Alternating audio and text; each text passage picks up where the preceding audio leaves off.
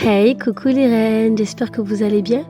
On se retrouve aujourd'hui pour un nouvel épisode de la série Code de rue, Code de reine. Et aujourd'hui, nous sommes à l'épisode 4, un air de famille. Alors les filles, sachez que dans le parcours de chaque femme réside un héritage.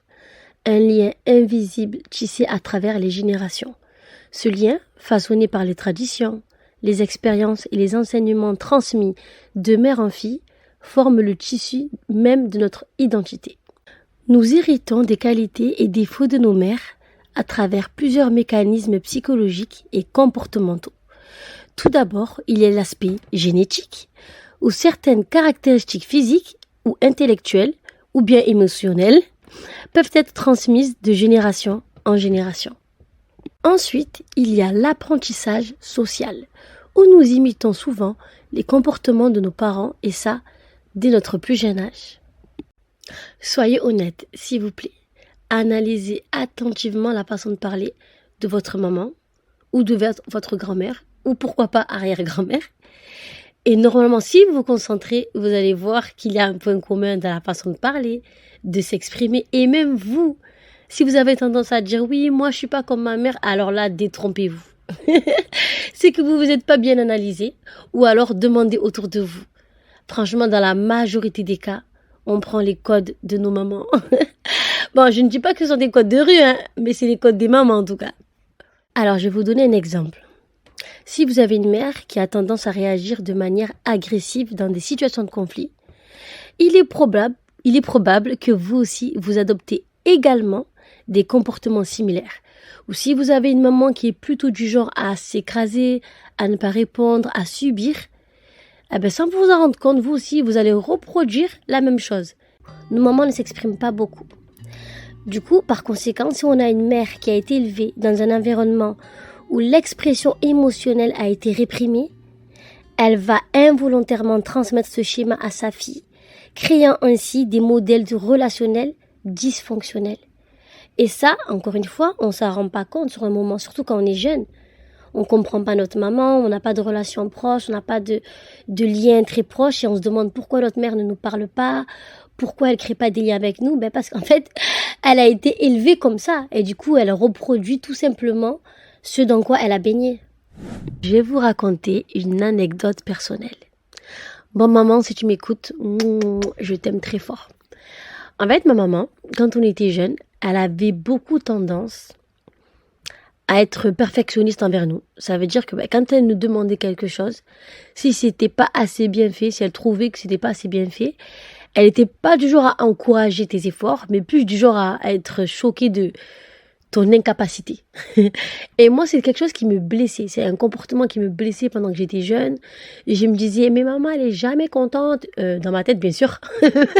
Pas à haute voix. Et ça me dérangeait. Mais en grandissant, j'ai fait la même chose. Pas avec mes enfants. Parce qu'avec mes enfants, j'ai plutôt une éducation très motivante. Je les encourage dans tout. Même si parfois ils ont des difficultés à l'école, même si je les encourage et je les aide à travailler pour donner le meilleur d'eux-mêmes. Donc ce schéma-là, je ne l'ai pas reproduit avec mes enfants, mais je l'ai reproduit avec tous les adultes que je côtoie. C'est-à-dire amicalement, avec mes frères et sœurs. Voilà, avec ma sœur par exemple, je sais que elle peut venir chez moi. Elle va faire un truc et déjà elle prépare jamais à manger, ma sœur, pour vous dire, parce que si elle prépare à manger, je sais que je vais pas aimer. Si je vais pas aimer, je vais pas être contente. Et quand je vais pas être contente, je vais critiquer ce qu'elle a fait. Et quand je vais critiquer ce qu'elle a fait, elle va pas être contente. Bon, vous connaissez l'histoire, c'est un cercle vicieux. Donc je me suis dit, mais comment j'en suis arrivée là? Alors la chose que je détestais et que j'aimais pas que ma mère faisait, aujourd'hui je me retrouve à faire pareil. Mais avec les adultes, parce que pour moi, je me disais, un enfant, c'est fragile, c'est sensible, il faut l'encourager. Mais pour moi, les adultes, vas-y. Les adultes, c'est bon, vous, sans pitié, c'est pas grave, vous avez les nerfs solides. Alors que non. Même envers les adultes, je n'avais pas à avoir ce comportement. Je n'ai pas encore abordé le sujet sur le mariage, car je vous réserve un épisode très spécial. Et il y a de quoi dire sur le mariage, hein. À présent, j'en ris parce que c'est passé.